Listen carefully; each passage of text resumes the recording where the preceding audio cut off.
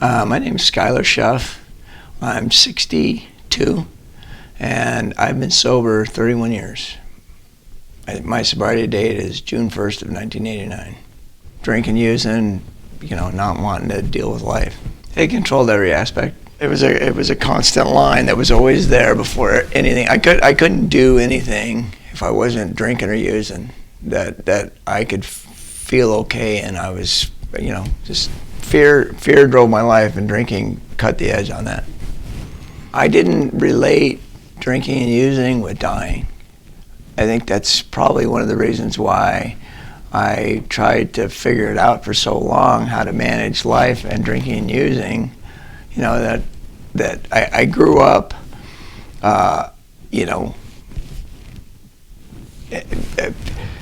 business was done drinking. It's my family, my grandfather, he did business that way. My dad did business that way. There were parties at my house all the time when I was a kid. My mom and dad threw parties. They drank. His best friends drank. They drank when they went hunting. They drank when they went fishing. Drinking was drinking was a mainstay of everything that happened in my life, it seemed like. The night before I got married the first time, we were out drinking, and we were going to topless bars, and we're doing blow and doing all that kind of stuff. And I got home probably 3, 4 o'clock in the morning, and I'm having heart palpitations. Only I'm not willing to go to the hospital because I don't want anybody to know that I'm drinking and using, right? So it's okay if I die of a heart attack in my backyard at 5 o'clock in the morning, the day before the day I'm supposed to get married, but it's not okay for me to go to the hospital and get any kind of medical treatment to pull me out of that. I can look back now, and even today, I'm not disciplined to follow through with a lot of things. I'm quick off the gate, but long term it's gotten much better in my sobriety than it ever was. But I was never one to do anything long term, and sobriety was never, since I didn't relate my life being a train wreck with drugs and alcohol. I wouldn't think that being sober was the avenue to fix that. I always tried to figure out how to manage, life and drinking, because that just seemed like that's the way it was. It was never a vital thought.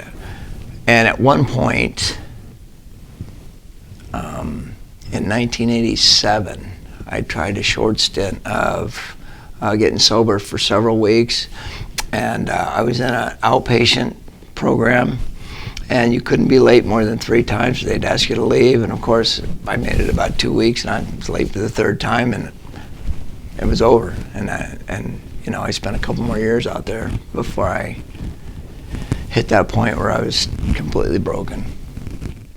I had managed to gather in a short amount of time all the things that society says makes you successful. A wife, some kids, a house, job, a couple cars.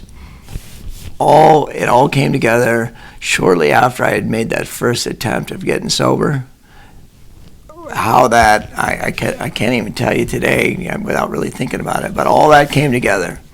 And it all went out the window just about as fast as it came. It was like this flash. It came into my life and out of my life. And I ended up sleeping on a couch at some dude's house that actually used to work for me in my dad's business.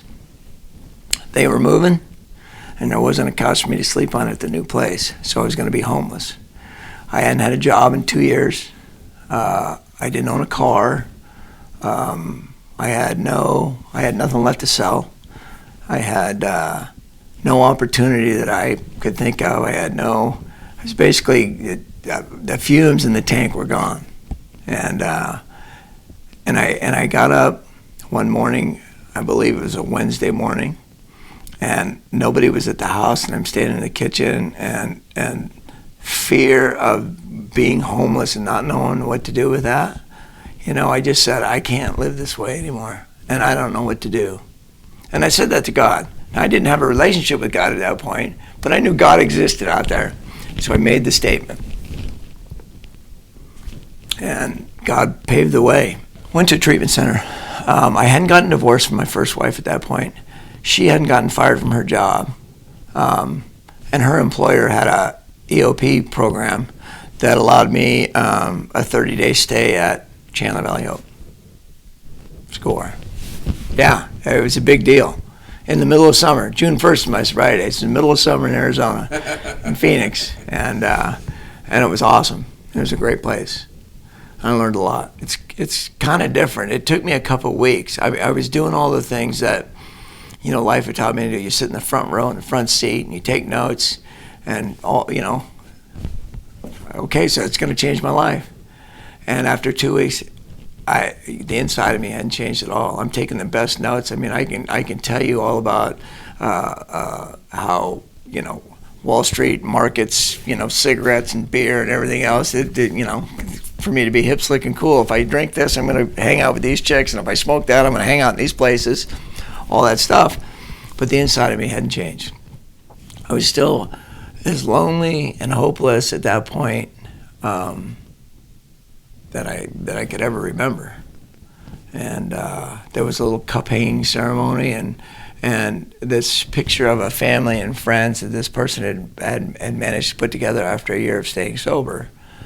You know, I think I'd been looking for that all my life and had never been able to find it. And after that ceremony was over, I'm in the treatment center all by myself. You know, nobody's coming to see me. My family's not coming to see me. And so I'm standing there in this huge room of all these people that are sober, and all this great stuff's going on, and I'm just dying. You know, I'm miserable.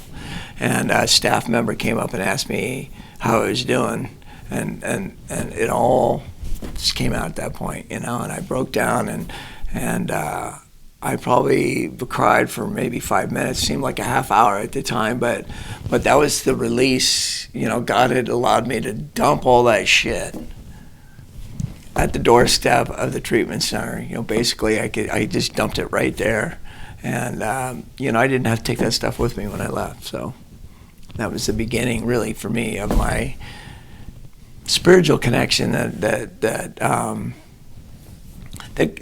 ebbs and flows in sobriety, that comes and goes, you know, as I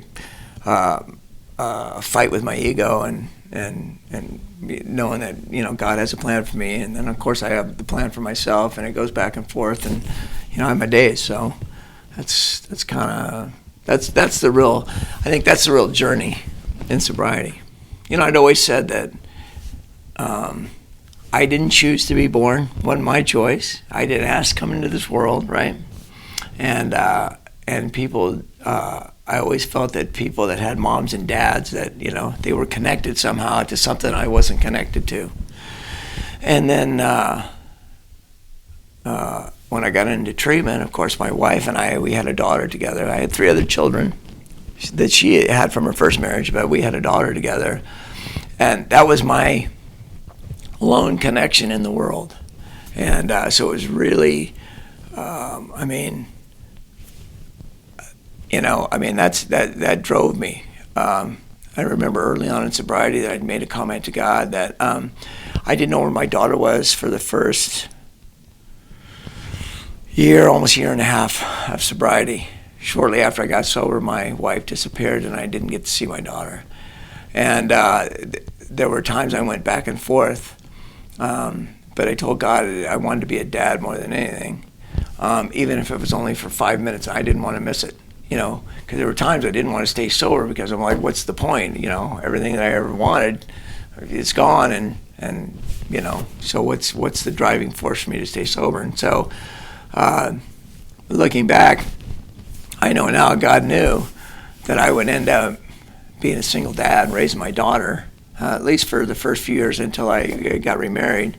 And he knew that I would need to have these steps done, and that I would have to have a solid foundation, spiritual foundation with him, and so on and so forth, so I could be the dad to my daughter that I really wanted to be. I didn't realize how God wanted me to be the dad to my daughter, but I wanted to be present for that. So the human connection for me is really it's really important, and I'll give you a little context. 5 or 6 years ago, my wife tracked down my birth mother in Ohio. And I go there every year and I see her. And I spend 10, 11, 12 days with her. And she never has a list for me. And she cries when I get on the plane to come home. And what's really amazing is that I was adopted by a family that I never wanted for anything here. A mom and a dad. My dad passed away 8 years ago, and my mom now lives in a facility, and I help take care of her. My wife actually helps quite a bit to take care of her. But when after spending a couple years with visiting my mom in Ohio, my wife actually had asked me about my father. Well, ask your mom in Ohio about your dad, because my mom in Ohio was not married to my dad. And so when I asked her, she finally volunteered a little bit of information, and my wife did some research. And at one point I noticed that somebody had asked me, about my dad, and I couldn't even remember his name. And I related that to the fact that I had a great relationship with my dad who raised me, and not so great a relationship with my mom who raised me, but now I have my mom in Ohio who cries when I leave on the phone, and I connect those things together. That it's kind of a weird dynamic, but my mom was not great, and I love my mom in Ohio. My dad was great, and I don't even remember my dad's my birth dad's name. It's kind of different that way. But so when it comes to the human connection, I really believe that there's a lot I see, especially now that COVID has been a year long, and how it's affected a lot of people. And I have a pretty strong opinion about mask wearing or being out in public. I just, God's got me. No matter what. If I'm supposed to die from COVID, I'll die from COVID. It won't matter if I'm staying at home or wearing a mask or not wearing a mask. If that's how that works, that's how that works. And that's my belief system. For many years, before I got sober, and I tell this in my little spiel, I talk about what life was like before I got sober and what's life like after I got sober. And so, you look at the fact I couldn't hold a job. I never had a paid vacation. I never had a raise. I never stayed anywhere long enough before I got sober to have any of those things, 401k, any of that, pension, none of that stuff. Yet, I get sober and I stay sober a while, and I just retire from a job that I basically had for 23 years, and I owned a business for 8 out of the 31 years I've been sober. So it's a huge difference. I was in a marriage before I got sober for 18 months. We were only together actually physically for probably 12 months before I got sober. And yet, I'm 31 years sober. I've been married to my second wife for 25 years. I had this great life. I was able to spend 20 years with my dad, the dad that raised me, going to football games, fishing, kind of partnering up, you might say, in business. He helped me with my business adventure, and in the end, I know that he was proud of me, even though he was a man of few words. It took me a while to figure out that my dad said he loved me because he spent time with me. So it took me a while to figure that out, but I was blessed that way. So I have a great life today. Like I said, I'm married to my second wife, 25 years. We have stuff. We're pretty comfortable. As long as the world doesn't blow up, I think we'll be okay. I know that I'm not always okay with the situation, because I maybe don't know what to do or what to say or how to react or any of those things. But I know God's going to take care of it. It's going to be okay. So I show up and I do whatever it is that I feel compelled to do, and I believe that's God kind of guides me through those situations. So even if the world blows up, I guess we'll figure it out if I'm still sucking air. So.